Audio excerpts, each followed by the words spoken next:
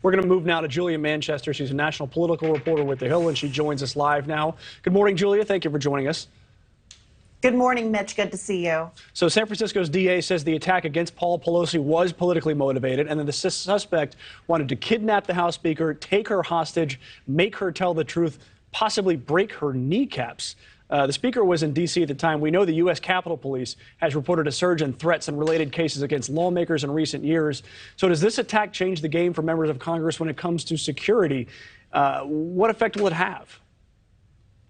Yeah, Mitch, you would think it would change the game, given that Nancy Pelosi is second in line to the presidency. She is high up in terms of leadership in this country. And, you know, as her position would permit, she already does have security. However, I would say that, you know, this might be the straw that breaks the camel's back. We know that Congressman Lee Zeldin, who is campaigning to be governor of New York, he was attacked at a campaign rally this election season. And of course, in 2017, Congressman Steve Scalise was shot during a congressional baseball game practice. So this isn't anything new, unfortunately, and it seems like this is only increasing. But I would add, Mitch, this is not only unique to the United States. We have also seen an increase in violence against British members of Parliament. For example, in 2016, the late Joan Cox was campaigning in her own home district when she was tragically killed ahead of Brexit. So we know that this is something that's happening really across the political world. And unfortunately, it's really reached the highest levels of power here in the United States. So, yes, I think it could potentially have an impact. And along those lines, Michigan Congresswoman Debbie Dingell was on Cuomo last night. She said that she's skeptical that Congress can even be protected. Have a listen. I am like my husband, that we got to be accessible. I also don't believe that you can keep 435 members of the House and 100 senators safe 24 hours a day, 7 days a week if someone really wants to get to them. And that is interesting coming from a sitting Congresswoman herself, basically saying, hey, we can't be protected.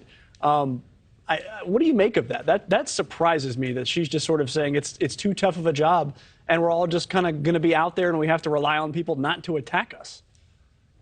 She has a point there, because we know that members of Congress normally are in D.C. for a part of the week. If you're someone like Nancy Pelosi, someone with a high leadership position, maybe more. But remember, a lot of these members have to go back to their home districts, and they need to meet with their own constituents. That's really what our democracy is about. They go back to their home districts, and in practice, they're supposed to listen to their constituents and bring back what they've heard to Congress and sort of move in the direction that their constituents are urging them to move in. So we know that that's a part of the political process. So it's really a fine line here between making sure you're protected, but at the same time being accessible to those members of the public so you can perform your job as you're supposed to as a member of Congress. So I think there's going to be a lot of debate as to how to move forward. It's probably going to be a bit of a balancing act. There's also the question of, how much would it cost to give these members of Congress security? That's a lot of money out of taxpayers' pockets. So I think there's going to be a debate as to, how to fund this, how much security to give these lawmakers going forward. All right, Julia, thank you very much for that. We appreciate your time. Thank you for watching. Go to newsnationnow.com to find NewsNation on your television provider. And don't forget to click the red subscribe button below to get more of NewsNation's fact-driven, unbiased coverage.